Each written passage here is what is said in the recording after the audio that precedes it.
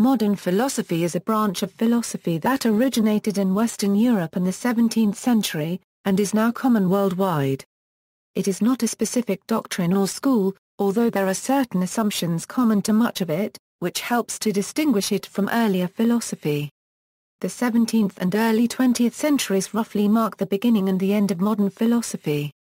How much, if any, of the Renaissance should be included is a matter for dispute. Likewise, modernity may or may not have ended in the 20th century and been replaced by postmodernity. How one decides these questions will determine the scope of one's use of modern philosophy. This article will focus on the history of philosophy beginning from Rene Descartes through the early 20th century ending in Ludwig Wittgenstein. History of modern philosophy, the major figures in philosophy of mind, epistemology, and metaphysics during the 17th and 18th centuries are roughly divided into two main groups. The rationalists, mostly in France and Germany, argued all knowledge must begin from certain innate ideas in the mind. Major rationalists were Descartes, Baruch Spinoza, Gottfried Leibniz, and Nicholas Malebranche. The empiricists, by contrast, held that knowledge must begin with sensory experience. Major figures in this line of thought are John Locke, George Berkeley, and David Hume. Ethics and political philosophy are usually not subsumed under these categories, though all these philosophers worked in ethics, in their own distinctive styles. Other important figures in political philosophy include Thomas Hobbes and Jean-Jacques Rousseau. In the late 18th century, Immanuel Kant set forth a groundbreaking philosophical system which claimed to bring unity to rationalism and empiricism. Whether or not he was right, he did not entirely succeed in ending philosophical dispute. Kant sparked a storm of philosophical work in Germany in the early 19th century, beginning with German idealism. The characteristic theme of idealism was that the world and the mind equally must be understood according to the same categories. It culminated in the work of Georg Wilhelm Friedrich Hegel, who among many other things said that the real is rational. The rational is real. Hegel's work was carried in many directions by his followers and critics. Karl Marx appropriated both Hegel's philosophy of history and the empirical ethics dominant in Britain, transforming Hegel's ideas into a strictly materialist form, setting the grounds for the development of a science of society. Søren Kierkegaard dismissed all systematic philosophy as an inadequate guide to life and meaning. For Kierkegaard, life is meant to be lived, not a mystery to be solved. Arthur Schopenhauer took idealism to the conclusion that the world was nothing but the futile endless interplay of images and desires, and advocated atheism and pessimism. Schopenhauer's ideas were taken up and transformed by Nietzsche, who seized upon their various dismissals of the world to proclaim God is dead, and to reject all systematic philosophy and all striving for a fixed truth transcending the individual. Nietzsche found in this not grounds for pessimism, but the possibility of a new kind of freedom. 19th-century British philosophy came increasingly to be dominated by strands of neo-Hegelian thought, and as a reaction against this, figures such as Bertrand Russell and George Edward Moore began moving in the direction of analytic philosophy, which was essentially an updating of traditional empiricism to accommodate the new developments in logic of the German mathematician Gottlob Frege. Rationalism. Modern philosophy traditionally begins with Rene Descartes and his dictum I think, therefore I am. In the early 17th century the bulk of philosophy was dominated by scholasticism, written by theologians and drawing upon Plato, Aristotle, and early church writings.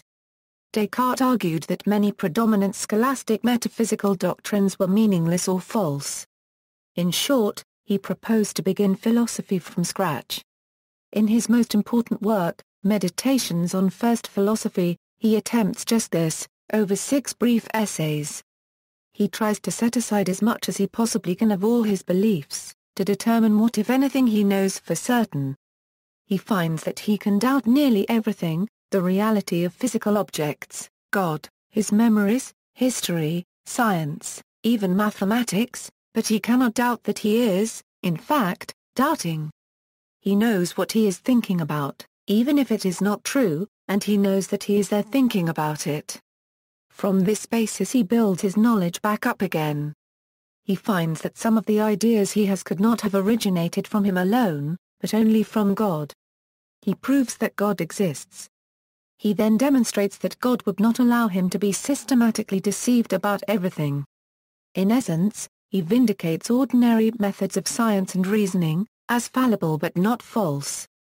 Rationalists, Rene Descartes, Baruch Spinoza, Gottfried Leibniz, Empiricism. Empiricism is a theory of knowledge which opposes other theories of knowledge, such as rationalism, idealism and historicism. Empiricism asserts that knowledge comes via sensory experience as opposed to rationalism, which asserts that knowledge comes from pure thinking. Both empiricism and rationalism are individualist theories of knowledge, whereas historicism is a social epistemology. While historicism also acknowledges the role of experience, it differs from empiricism by assuming that sensory data cannot be understood without considering the historical and cultural circumstances in which observations are made. Empiricism should not be mixed up with empirical research because different epistemologies should be considered competing views on how best to do studies, and there is near consensus among researchers that studies should be empirical. Today empiricism should therefore be understood as one among competing ideals of getting knowledge or how to do studies. As such, empiricism is first and foremost characterized by the ideal to let observational data speak for themselves, while the competing views are opposed to this ideal. The term empiricism should thus not just be understood in relation to how this term has been used in the history of philosophy. It should also be constructed in a way which makes it possible to distinguish empiricism among other epistemological positions in contemporary science and scholarship. In other words, empiricism as a concept has to be constructed along with other concepts, which together make it possible to make important discriminations between different ideals underlying contemporary science. Empiricism is one of several competing views that predominate in the study of human knowledge, known as epistemology. Empiricism emphasizes the role of experience and evidence, especially sensory perception, in the formation of ideas, over the notion of innate ideas or tradition in contrast to, for example, rationalism which relies upon reason and can incorporate innate knowledge. Empiricists, George Berkeley, David Hume, John Locke, Political Philosophy. Political philosophy is the study of such topics as politics, liberty, justice, property, rights, law, and the enforcement of a legal code by authority, what they are, why they are needed, what, if anything, makes a government legitimate, what rights and freedoms it should protect and why, what form it should take and why, what the law is, and what duties citizens owe to a legitimate government, if any, and when it may be legitimately overthrown if ever.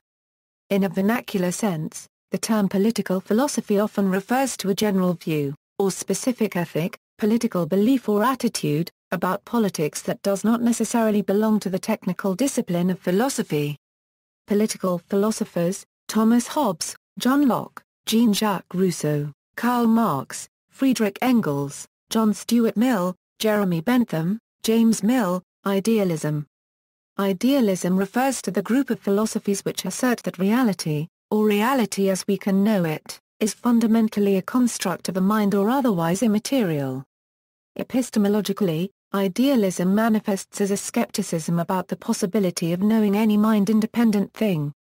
In a sociological sense, idealism emphasizes how human ideas especially beliefs and values shape society. As an ontological doctrine, idealism goes further, asserting that all entities are composed of mind or spirit. Idealism thus rejects physicalist and dualist theories that fail to ascribe priority to the mind.